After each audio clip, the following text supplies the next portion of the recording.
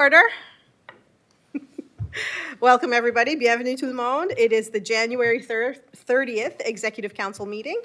We're calling to order. We have no regrets this evening. There's always the invitation to stand and move. If you feel the need to get up at any time during the meeting, feel free to do so. The agenda, you've had a chance to look at the agenda. Are there any additions to the agenda? Okay, seeing none, the agenda is approved as presented. Next, we have the adoption of the minutes. So we have the minutes from December 12th, 2024. It's our regular council meeting minutes. All had the chance to look at them. Were there any errors or omissions to the minutes? Okay, seeing none, we'll recommend that the minutes of the regular council meeting of December 12th, 2024 are approved as circulated. Next, we have staff reports. Under 5A, we have department head reports. So we have two attachments. One is active projects. The next one is completed projects. So this would be a chance if you have any questions on the projects at hand. This is your opportunity to ask any questions that you may have about the projects. I'm assuming you've had a chance to look at the attachments. Are there any questions? Any questions on the active projects? Are there any questions on the completed projects? Okay, seeing none, that's for your information. Sometimes we get questions from residents who ask about different things that we're working on, so this is for your information. Next, we have the clerk's report. Again, two attachments. We have the ongoing and the completed. Are there any questions on the ongoing report? Any questions on the completed? Okay, seeing none, we will continue on.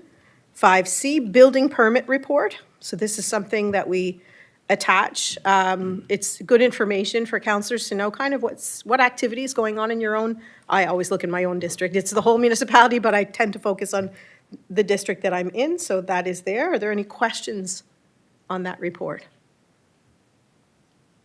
Okay, seeing none, we will continue on. Number 6, we have a 7-day notice. So for the review of the hospitality and expense claims reimbursement policy. So 7-day notice, we're not making any motions here tonight. We're just given the notice that these are the policies. So our Director of Finance, Marcia Dion, sent an email today explaining a little bit more that every January, by January 31st after an election, these policies have to be reviewed to make sure they're still relevant, that they still make sense.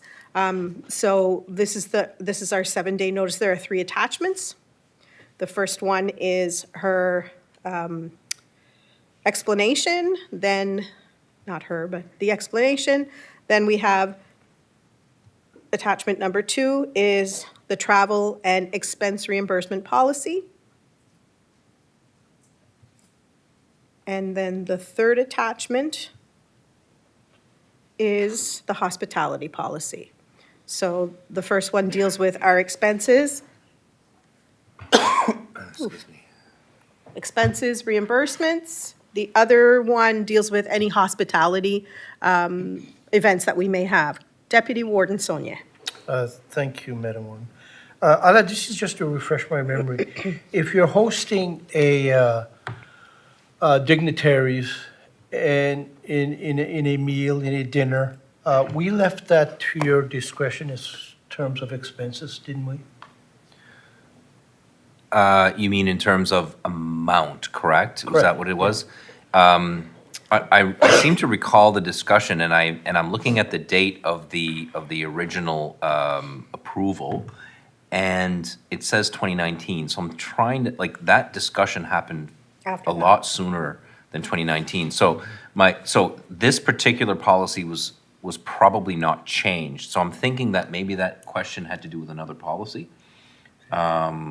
I think it had to do with, I'm gonna have to look into that one, but it seemed to me that it had to do with not having to pre-approve every single thing as it related to the hospitality I side. remember somewhat, that's why I'm trying to refresh my memory, discussing this between you and the warden, who would probably be hosting dignitaries, be the only two, I shouldn't say the only two, but the most probable two that would. and that we were basically, council would trust your your discretion on that particular topic.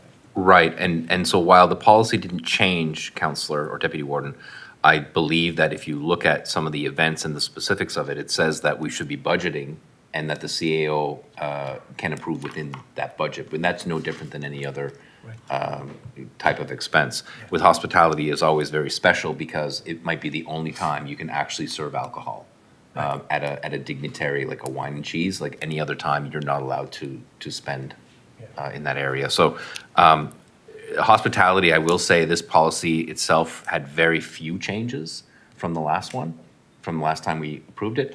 And the travel one is essentially a new policy because it was way too convoluted. There were too many Band-Aids. We were starting to not recognize it. So we got other templates from other areas and put it together.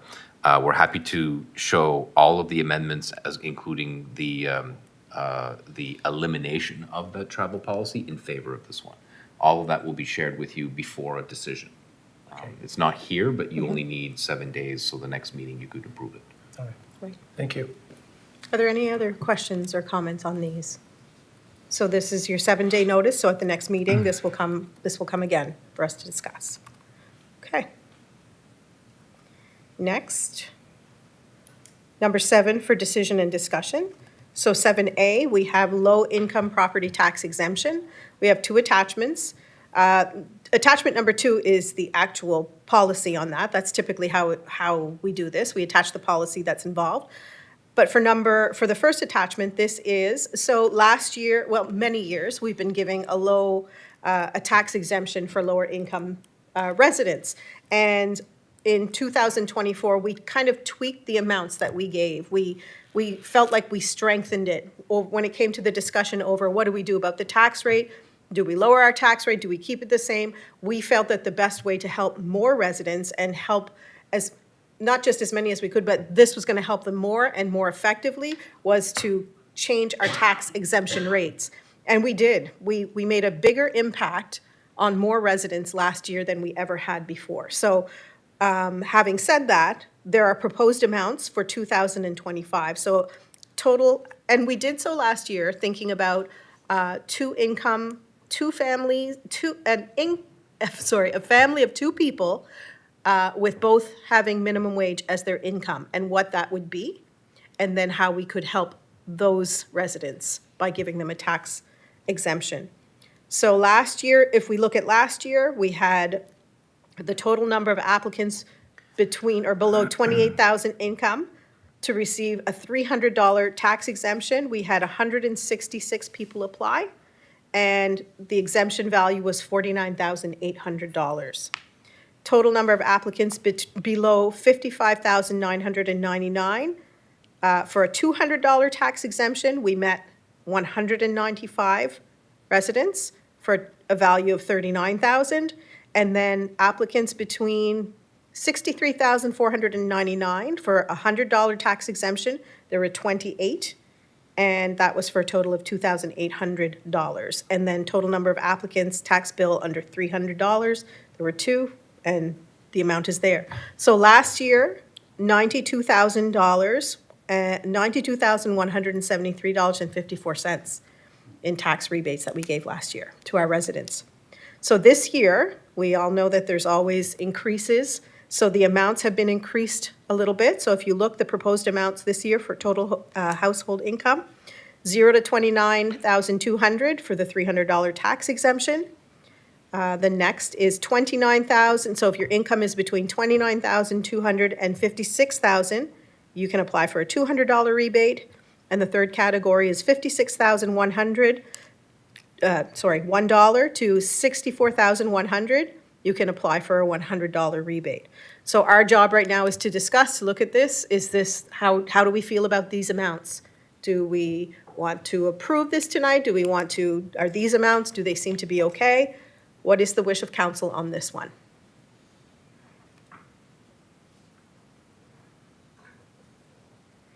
Councillor Boudreau. I say we approve this tonight. Okay, are you willing to make that a motion? I'll make a motion. Do we have a seconder? Seconded by Councillor Bork. Questions or comments on that motion? Okay, seeing none, we have a motion on the floor to approve the proposed amounts for 2025 tax exemptions. All those in favor signify by saying aye. Aye. Contrary minded, motion carried. Next, we have B, adoption of code of conduct. So again, there are two attachments. So we all had to approve the code of conduct that has now been passed, its legislation. It is for every municipality, the 49 municipalities within our province. Many of us were at the code of conduct workshop, I would call it a workshop, a couple of weeks ago, where they went in a little bit more depth about the code of conduct. It's been approved. They talked about the fact that it's going to be implemented, and within 3 years, they're going to revisit to see what's working, what's not working. But I think part of what we found as counselors was that there were a lot of gray areas still. There was still a lot of pieces of the code of conduct that we weren't sure about. And some of those questions, it was difficult for them to even answer for us. We decided to put this on the agenda and probably keep it as a standing item because we want to talk about it if there are concerns that come up. We want to be able to document those concerns because we had talked about potentially sending those in to NSFM so that they're able to push our concerns forward. So the two attachments, the first one basically is from our Minister John Lohr saying thank you for approving the code of conduct. The second one is an attachment. It's a letter of concern, I would call it, I guess, from the Municipality of Chester. And they are obviously already expressing some concerns that they have with the code of conduct. For them, it was clause 14, part 2, where they talk about a council member must not give special consideration, treatment, or advantage to an organization or group due to the council member or person closely connected to the council member being involved with the organization or group. And this actually did come up when we were there. We talked about that as well. In small communities, everybody knows everybody, and it's hard not to be involved. And as counselors, we're involved in different committees, and it can be a gray area. So we put it on the agenda. If we have concerns, any conversations that you guys would like to have, anything that you would like documented, that's why we put it on there. Councillor Digdon. Thank you very much. Yes, it was a good information session. There's no saying it wasn't. There is, and I even wrote down, a lot of the times I write down stuff, but I asked the question, this was to a lawyer, and that, would I be safe to say that we are 36 minutes into this presentation and there's a lot of gray areas into it? And his answer at 9:36, 9:37 was yes. And that this was by a lawyer. What I'm just scared of is, you make legislation and all that, but have you really thought it out? And have you thought about maybe false accusations against people or whatever? And then also we found out that if there is an investigation into a counselor, that the counselor may never know what's going on, that it's going to go possibly to the investigator and to our CAO. And that's one thing I felt as though if there's an investigation going on against me, I'd like to know as soon as my CAO knows. And I'll say that publicly here tonight, and I'll ask him that if there is an investigation started against me at some point in time, and that I would know about it. At least then I can get my ducks in order as well and go from there. So, yeah, but, it's a start. What I'm hoping that no good counselors across the province or whatever gets themselves into trouble over this legislation. Now, if you get into trouble as a counselor, I honestly find as though as an adult, it's like a child. And that if you tell a child or they're trying, they push you, and that they know right off when they're doing wrong, but they're wondering if they'll get away with it or not. We as adults, for the most part, know we're doing wrong. We're doing wrong, we know about it, but we're just pushing the envelope sometimes. You can, I might be the first one to push it a little bit. There's no saying I won't, but at the same time, you have to respect your fellow councillors, you have to respect your public, you have to respect your voters, but I would like it made on record here that if something is started against me at some point in time, and that I know about it, please and thank you. And not 6 months down the road or 3 months down the road. Whenever a CAO would know about it, I hope that his or her at this, whoever it may be at the time, and that call me and say, or Glenn, we have to talk, there's an investigation going on, your name's in it. And that, thank you very much. Thank you. Counselor Madden? Thank you, Madam Warden. Just a question, have we appointed an inspector yet, or investigator? Don't think so. We have not, Counselor. The AMANS, the AMA Association, has taken on the leadership of going out to market and determining which firms could be an investigator. And they did this work months ago, and they didn't get any takers, which is interesting, right? So it could be that some of these firms feel that they have a conflict with other organizations, because the whole point of the investigation is to have an independent, attached solicitor or other investigator involved. So we have not selected an investigator because we, as all municipalities, are waiting for that list, which we still don't have. Thank you. Deputy Warden? Thank you. My concern is, in the end, in an investigation, in the end, everything comes back to council. And so we need to be, I guess, the adults in the room, because we're going to have to find some soul searching here. The counselor under investigation, or under accusation, I should say, may be my best friend or my worst enemy. I don't know. So how do I judge my peer? That's if we're forced to do this, we need to look at ourselves and say, if we do this, we need to do it, and everybody needs to understand that it's not personal. That's going to be difficult. I can't see this actually happening. I think that most people know how this runs, and I don't think anybody's going to breach this conduct. But if it does happen, I think we need to be prepared for it. That's all I have to say. Thank you. Thank you. Counselor Surratt? Thank you. I think I just wanted to state that I agree with the Municipality of Chester's argument here. I think one of the pieces of being a councillor is that we are in the community and we are heavily involved.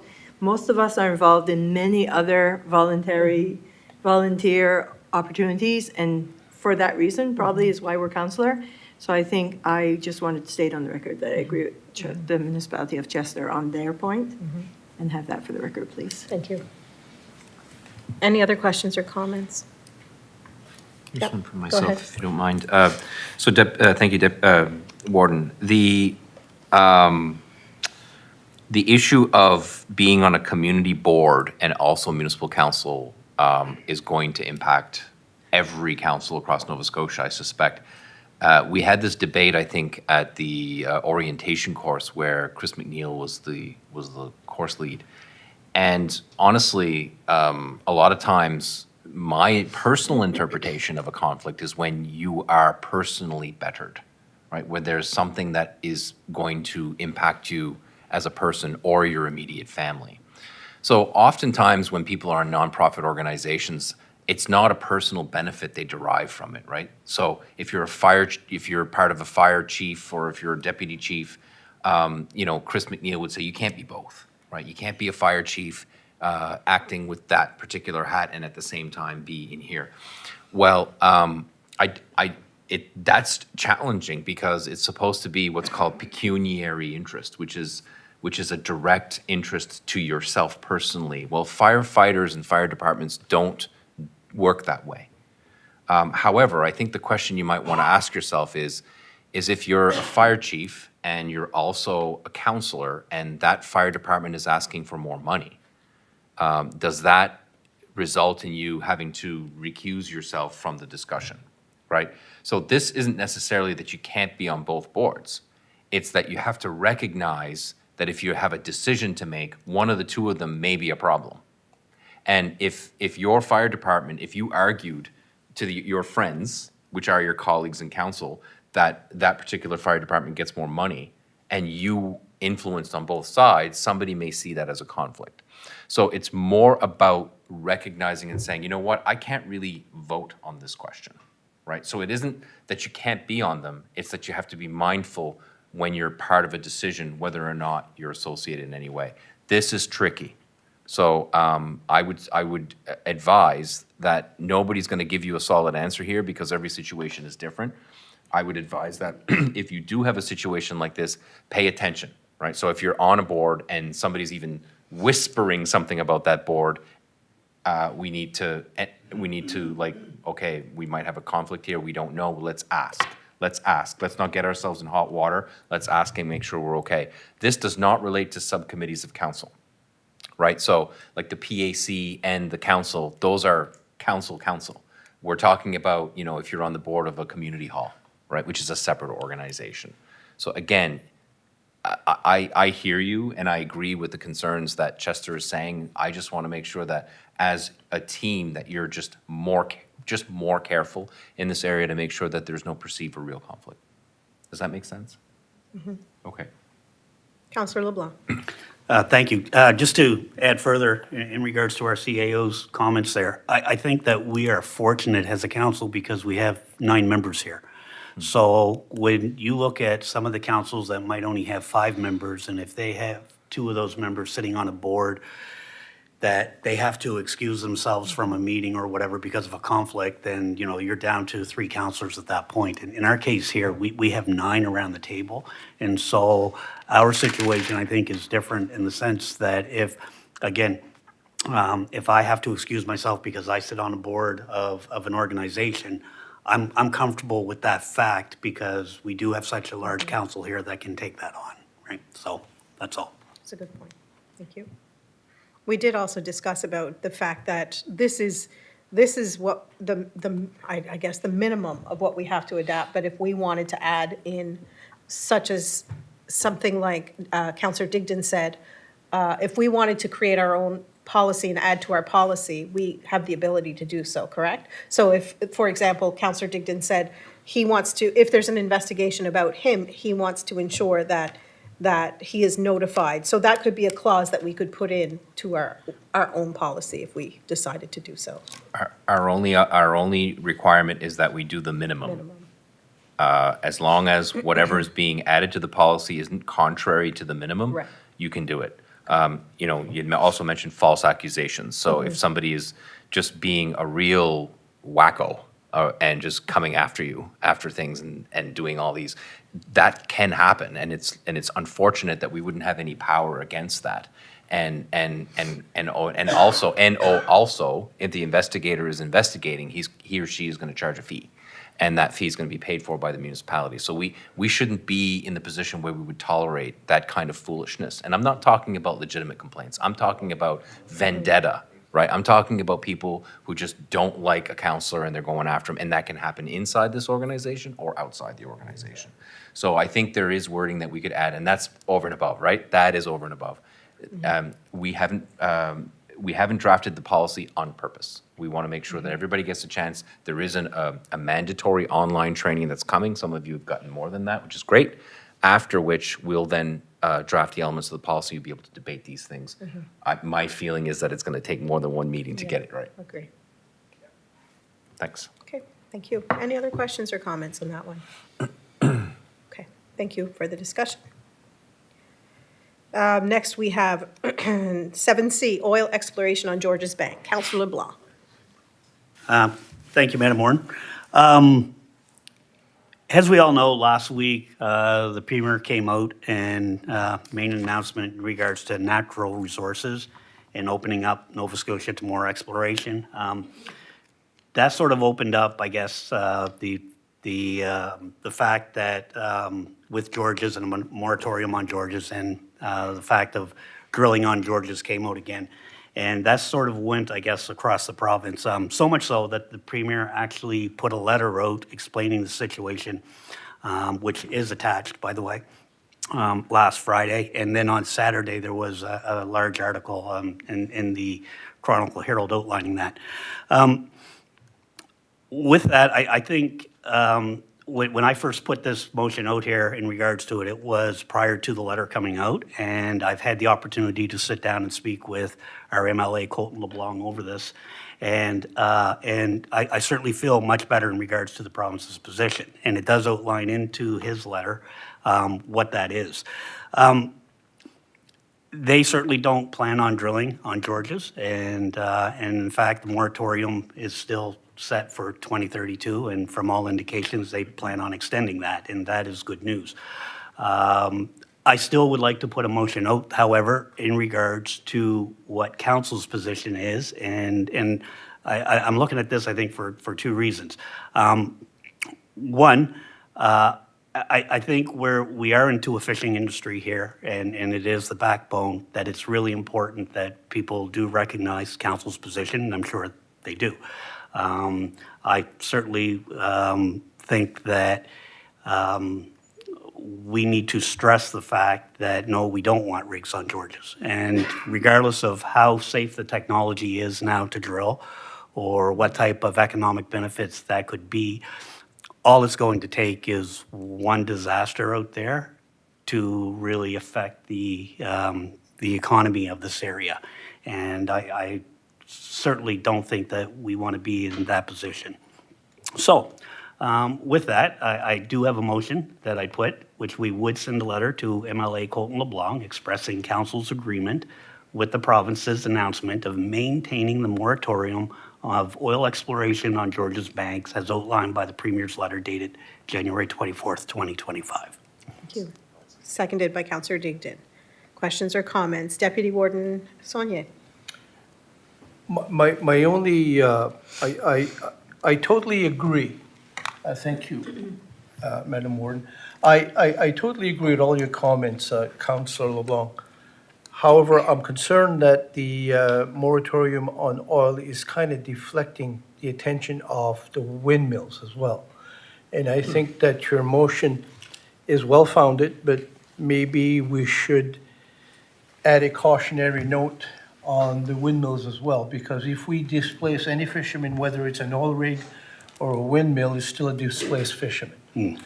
And some people say, well, we can compensate that displaced fisherman. But once you displace him, you cannot replace him. So what I'm concerned about is not so much losing of a job and have the job, compensated, but I'm concerned about future jobs. If you diminish the amount of fishermen, you diminish our economy.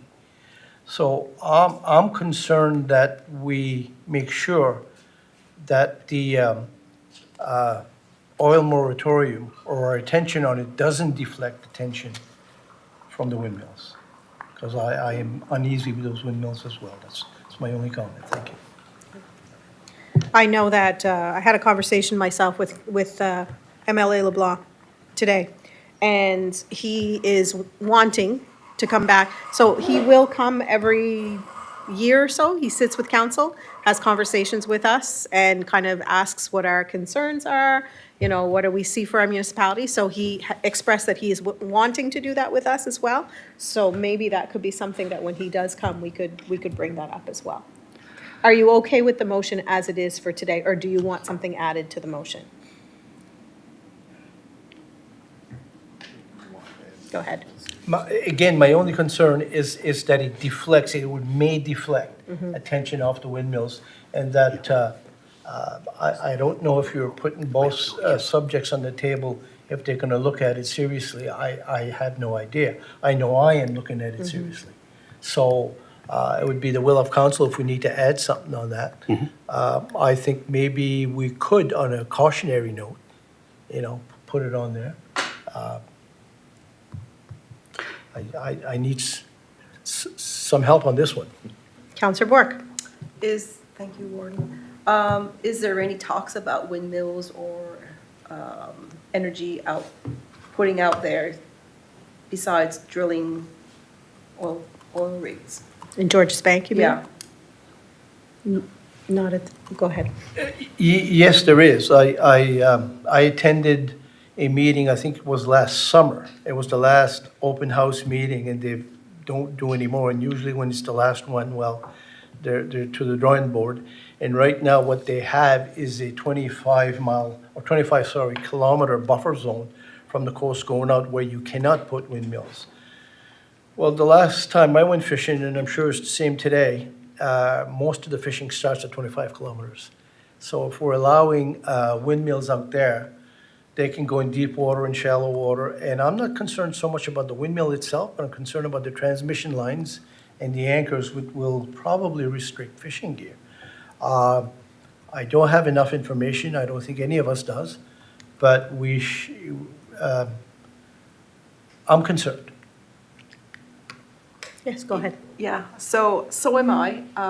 But right now, we're talking about the oil rigs, so maybe if that ever comes up, that they're opening up for windmills, maybe we could deal with it then. I don't know, maybe it would be two separate things, or do you consider this being the same thing? Yeah, the only reason I bring it up, Councillor Bork, is because it's affecting, it will, in my opinion, affect the same industry, our fishing industry. Yes, I agree. So I just am super concerned, and I think there needs to be caution. Thank you. CAO?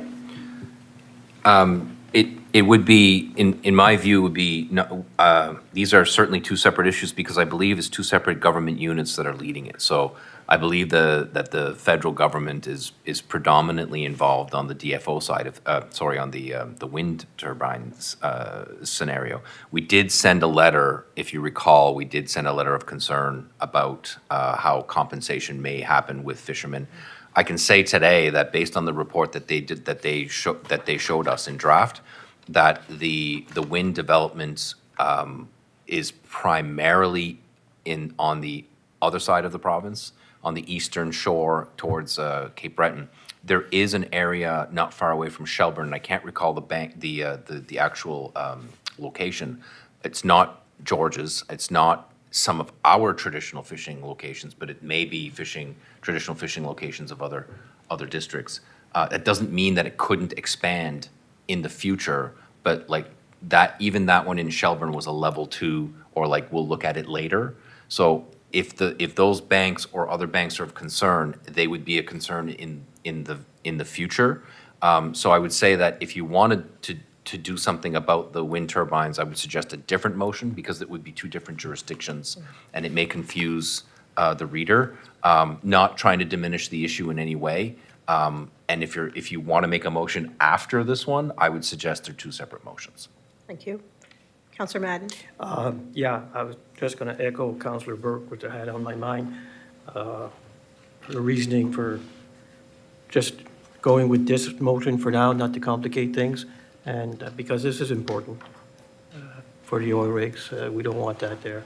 And then for the windmills, I feel we should probably address that at a different motion at another time, or when we get more information. So. Okay. You okay with that? Okay. So we do have a motion on the floor. The motion, I'll repeat it again. It is to send a letter to MLA Colton LeBlanc expressing council's agreement with the province's announcement of maintaining the moratorium of oil exploration on Georges Bank as outlined in the Premier's letter dated January 24th, 2025. Any more questions or comments on that? Seeing none, all those in favor signify by saying aye. Aye. Contrary minded, motion carried. Would you like to address your motion now, or do you want to wait till we have more information? Probably. Okay. Sounds good. Next, we have 7D, recognition of Virginia Smith, Canadian Swimming Coaches Association Hall of Fame, and that is Councillor LeBlanc again. Thank you. Back in September 27th, it was right in the midst of an election, so my good neighbor and well-known Argyle resident, Virginia Jenny Smith, was inducted into the Canadian Coaches Hall of Fame. And she had a ceremony out in Calgary, and I think that's really exciting and well-deserved. As a longtime resident of Argyle and someone that has taught more kids how to swim than anybody in the area, it's important, I think, for council to recognize Jenny. for this great honor of being inducted into the Canadian Swimming Coaches Association Hall of Fame. With that, I would like to make a motion. However, before I get to the motion, I do want to just share a little something in regards of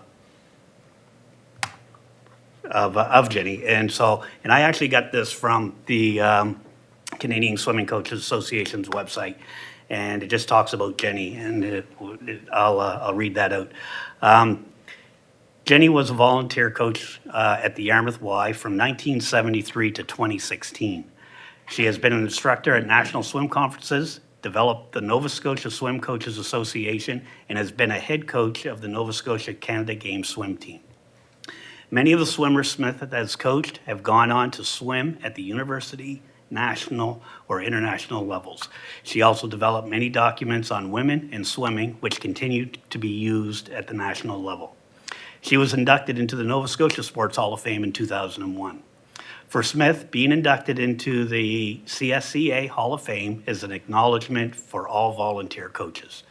This means that Canadian Swim Coaches Associations appreciate and values the role of volunteer swim coaches who pursue their careers in a professional manner, said Smith, realizing that not every community can afford what a professional or paid coach might request, which I think was really great. To add one more note in regards to that before I get to the motion on a personal level, when the YMCA closed down,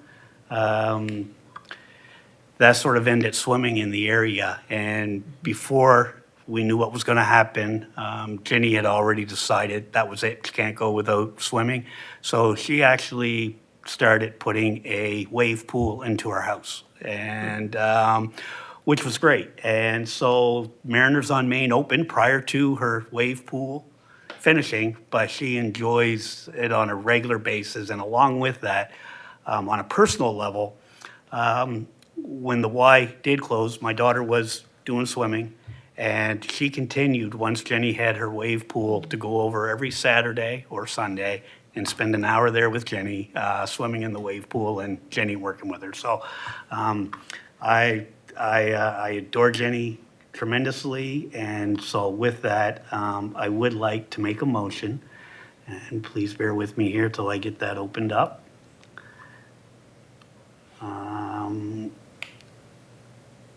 Right there.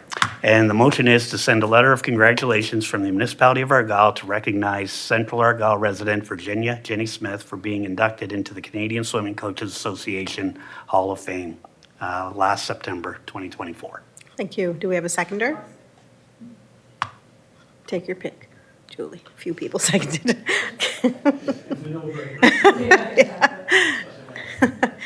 Any questions or comments on that? Counselor Digdon? I'm 110% for it. The only thing I see, yes, send a letter. I would hope that the letter would be hand-delivered to Ginny, and that by the counselor of the area. And that, because with such an accomplishment, you just don't put something in the mail and say, so that's the Good only thing I'd say about it. Thank you. I agree. Deputy Warden? Thank you. I don't want to go too far with this one, but this question, I'm just going to ask the question. Are the, any particular, or are the rooms in this new aquatic center being named? I'll leave it at that. Not that I know of yet.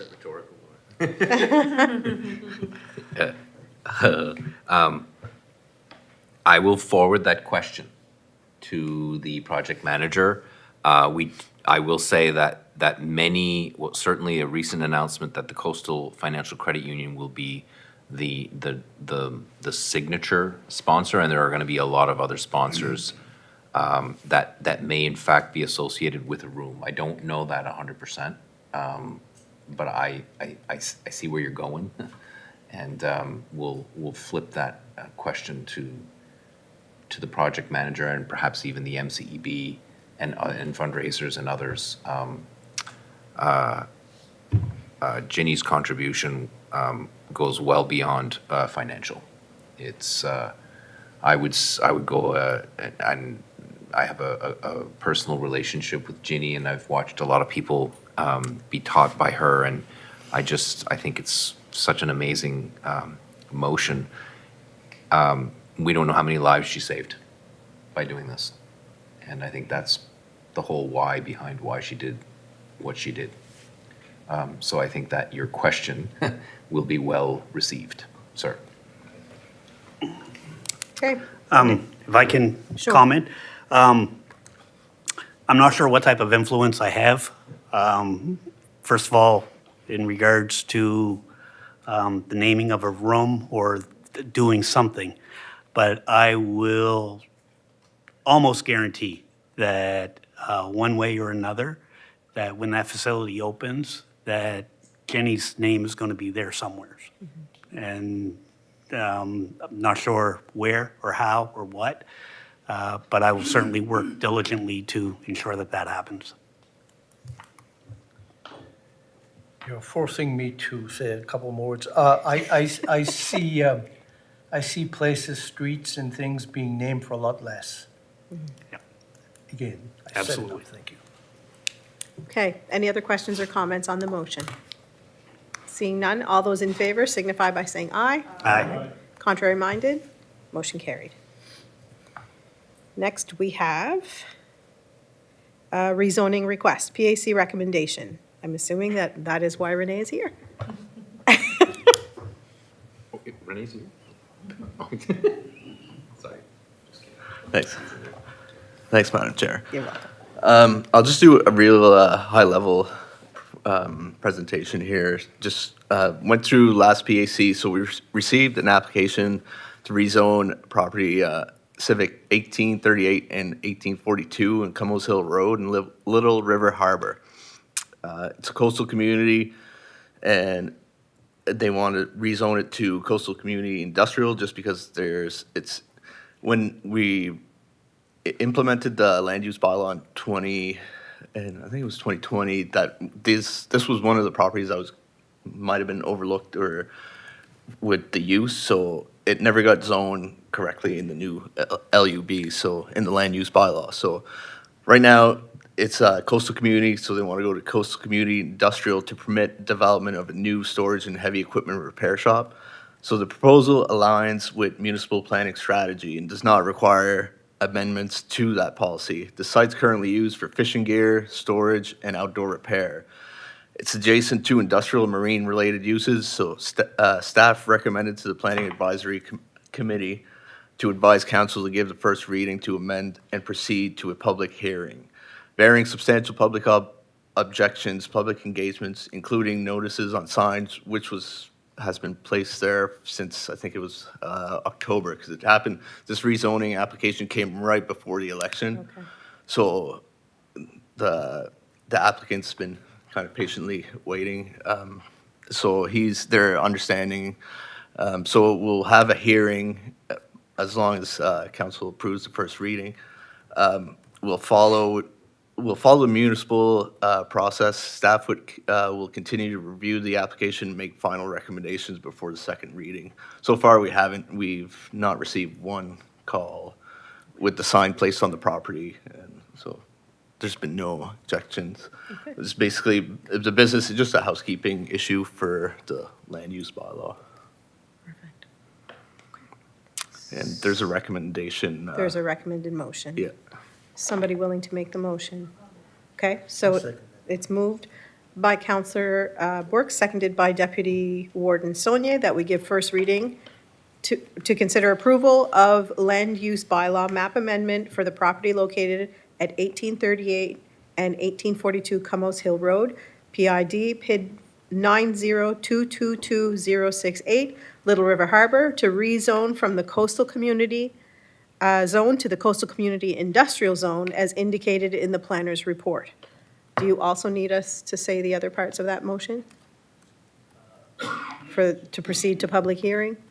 We need to say that. Does that all go together? Yes. Okay.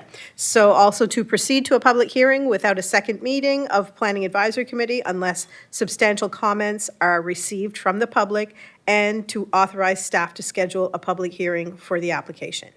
So that is the motion. It was moved by Councillor Bork, seconded by Deputy Warden Saunier. Are there any questions or comments on that? Counselor Madden. Thank you, Warden. Just to have a question on the 152 meters that you mail out letters to, is that standard distance? Is where that, it seemed like an odd number. Through you, Madam Chair. Yeah, it's definitely just a conversion from metric to imperial. That's why it's an odd number. And it's right from the MGA, so it's Municipal Government Act. So it's not something we do. So, and just to add to that, we will be sending the notifications to the surrounding areas, and then we're gonna have an open house at the community at Cummel's Hill. Once I secure the reservation for it, we'll have an open house there, and then we'll have the public hearing before the next council meeting, prior to, well, depending on when we can get it out to the Vanguard, because we'll have to place an ad in the Vanguard as well to notify the public, so. Okay, thank you. CAO Muse? Thank you, Madam Warden. Renee has taken the initiative to reach out to the local community in that comment. There is a legislative requirement here to council. So, and I think this is important for council to share with your residents, because they may feel, well, why are you doing the public hearing in Tuscott or somewhere at the admin building if in fact a development agreement or a rezoning or whatever the case may be is in another location? And the answer, there is a reason for that, is because a councillor cannot vote on the question unless he or she participated in a public hearing. And so it is impractical to get 9 councillors out to Little River. So what we do is we have a public participation or public consultation, but the actual public hearing is here. So that's the reason, and that's important to distinguish. It doesn't mean we can't go in the community, and we say it's 152 meters. It doesn't mean we can go further than that. That's the minimum standard. So our land use bylaw and other public engagement policies can be amended if you feel that that number or that participation is insufficient for your purposes, and that's a decision of council. It just has to meet the minimum standard. Thank you. Okay. Any other questions or comments on that? Seeing none, all those in favor signify by saying aye. Aye. Contrary minded, motion carried. Thank you, Renee. 7F, second reading, bylaw 30, Tuscott wastewater. So we have an attachment. We're looking, so there are a couple of amendments to that bylaw. Part 5, Section 2, Part 6, Section 12. Did you have any questions, comments on that? We're looking for a motion. We would like to make a motion to approve the second reading of this bylaw. CAO Muse.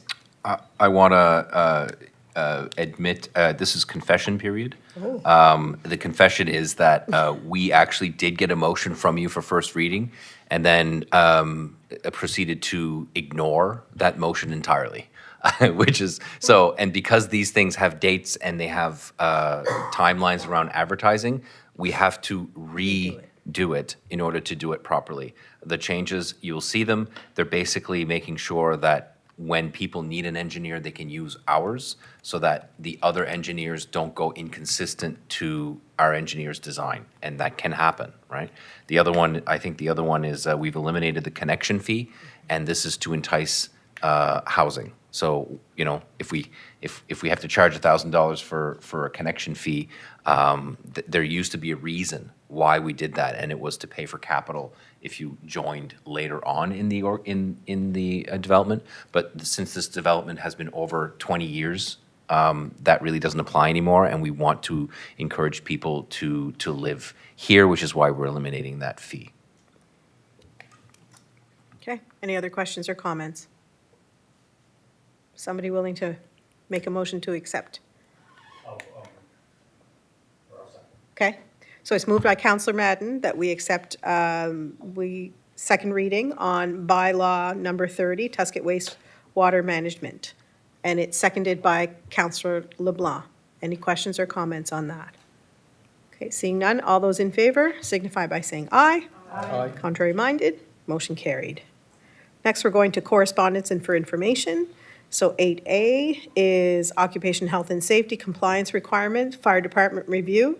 So that one was, the fire departments need to have, they need an area to store their flammable material. They're required to have that.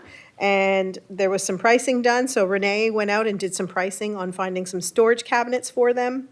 There's 3 different prices that are indicated there, and he went with number 3, probably because it was the lowest one. So we don't have to approve this, because this was within their budget, but it's for information so that you know that this has happened, okay? Any questions on that one? All right. The next one is correspondence from NSAR, which is Nova Scotia Association of Realtors. So it's basically a congratulations letter for re-election. Next, we have Yarmouth Regional Medical. So that is the annual report. So that is what the committee that I refer to as CNOC. It's kind of an extra committee, a subcommittee of doctor recruitment, so they have the report. I printed a copy off of it, because sometimes they're really informative, but they can be a bit hard to understand if you're not on that committee. So I'm just gonna do a quick summary for you, just to kind of help you out. So if you look at new physician starts, this year we had 15 new physician starts. So that's new physicians in the area that started with us. If you look at FM, that stands for family medicine. So we had 1 in Yarmouth, start in family medicine. There was none in Barrington and Pumlico, 3 in Clare. And then specialists, we had 14 specialists start in Yarmouth. So in our area of Yarmouth, we had 15 new starts. Then it talks about the gains and losses. Underneath, current vacancies. So vacancies means those are the positions we need. That's what we need filled. Family medicine is always the biggest number. That's the hardest to get people to come and stay for a variety of reasons, but part of it is they have to come in and set up their own practice, their own offices. That comes with extra costs. So we're working on finding solutions to that. But right now, family medicine, there's a vacancy, so we basically need 10.8. That is kind of the number that the NSHA says that we need in this area. 4.7 are needed in Yarmouth, 0.4 in Weymouth, 2.4 Pumlico Argyle, 3.3 Barrington. And it's hard to quantify 3.3. How 3 people, 0.3. Did you have a question, Gordon? Yeah. Madam Chair, how's Metagan or Claire having such They're having success? success. We're actually looking at the model that they're using. Okay. We've been consulting too with Dr. Issa. Dr. Issa has had some success as well. So there is some collaboration going Okay. on. Yeah, they're Yep. definitely, but you're right, they Yeah. have had a lot of success. Yeah, yeah. They're trying to recruit people from their area that they know have gone out. Yeah. And they've gone to medical school and they're trying to bring them back. So some of that happens here, but we're also looking bigger picture, Okay, other great. areas as well. I was just wondering. Yeah, definitely. Perfect. It's something we ask ourselves too. Yeah, okay, thank you. Below, they had listed the conferences that the Community Navigator has attended. Site visits, that's when they are able to secure a new doctor coming in to visit Yarmouth Hospital. That's important, because if we can get them here and if we can get them to visit, lots of times there's a real interest in our area. So it's important to have those site visits. And that's part of what the Community Navigator does, and it's part of what the recruiter does as well. So upcoming visits, they're happening. And then activities, they spent a lot of time last year, as you can see, from January down to December. Those are all the different activities that the Community Navigator did with the residents who were here, any doctors coming in. There's over 60 different activities that were done with that team. So lots of activity going on. There has been some success for sure, absolutely, and it continues. So I just wanted to kind of try and clarify that a bit for you guys. Yes, go ahead. Question. Seeing that I'm 62 years old, maybe I've just forgot, but what is puppy love? Puppy love, where do you see that? Activities, Oh, March, puppy love. that was honestly, so Carrie Monroe Muse, she had a litter of puppies And she brought the litter of puppies to the hospital and had a visit with the residents, with the doctors, and actually was able to give some away. So that's what Puppy Love was. And I only know that because I remember being in that meeting and them talking about it. Yep. Go ahead. Yeah, I just want to mention, Nicole, Madam Warden, that I know you guys are doing a great job with the Navigator, and I just want to add that it's not only Claire that's got success, we do Yes, too. yes, we Yeah, absolutely yeah, do. Yeah. Yeah, thank you. Okay, then we are at financial requests. So we have a couple of financial requests to look at. The first one is We Care Radiothon, which is happening on March 6th. So they are in preparation. We get this request every year.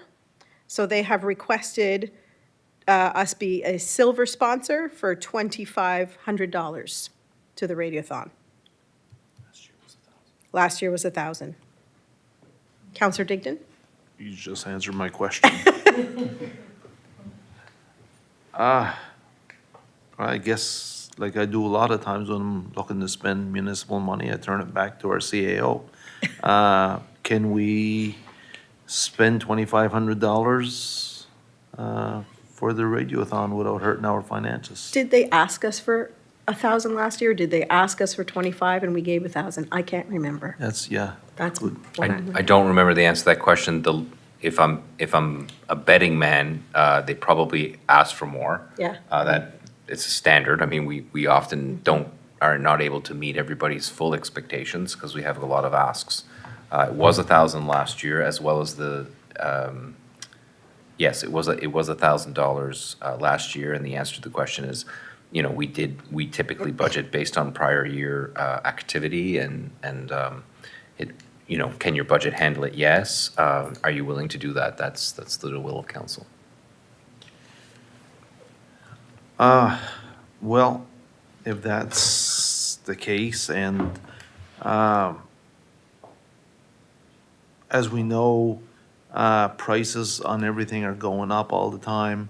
Healthcare facilities are busier than what they've ever been.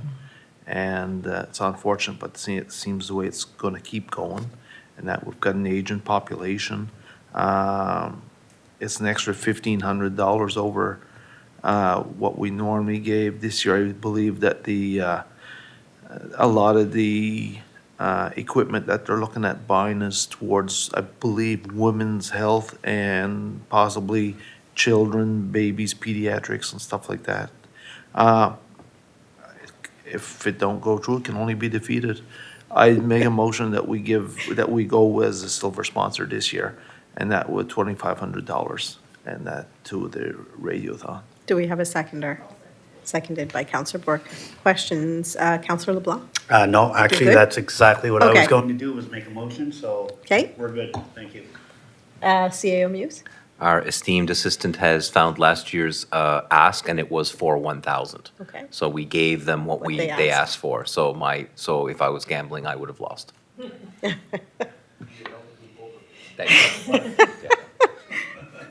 Any other questions or comments on that one? Okay, seeing none, all those in favor signify by saying aye. Aye. Contrary minded, motion carried. Our second financial request, 2025 U15 AA Hockey Provincials. There's 3 attachments to that one. We have the attachment, it is the letter from from Adam Churchill, that is the tournament chair, where they are requesting $1,000, I believe it was, yep. $1,000 from each town and municipality that has players on our team. We also have an attachment, their budget for the tournament, as well as our policy. Counselor LeBlanc? Sorry. Thank you. As someone that absolutely knows what an economic impact bringing sports teams into the area can do, I am completely for this request, so I would like to make a motion that we accept the request. Okay, do we have a seconder? I'll second. Okay, seconded by Counselor Boudreau. CAO Muse? Just as just to make sure, just so that people understand, under section 12 of the municipal grants and sponsorship policy, council shall consider a grant request outside the deadline if the request meets all the following conditions. All three conditions were met. It's a special event, doesn't occur annually. It's held in the municipality or clearly benefits businesses located in the municipality. I would strongly suggest that anything at the Mariner Center is a co-owned, so even if it isn't actually in your region, you actually own the Mariner Center 1/3. And lastly is that we would be a funding partner in the event, not the sole funder. And the budget clearly shows that we would be a partner, not a sole funder. And just to clarify the motion, I presume, was for $1,000. Is that correct, sir? Yes. Okay, thank you. Any other questions or comments on that? So our motion on the floor is to provide support for this tournament for $1,000. Any other questions? Seeing none, all those in favor signify by saying aye. Aye. Contrary minded, motion carried. Excellent. And number 10, agenda topics for next meeting. Notice of motion by councilors. Does anybody have any agenda topics for next meeting? Okay, seeing none. Question period, nothing. Scott saying no. So next we have two in-camera items. Contract negotiations, so we will, is somebody willing to make a motion? Motion to go on camera. Do we have a seconder? Seconded. All those in favor? Aye. I don't think anybody's in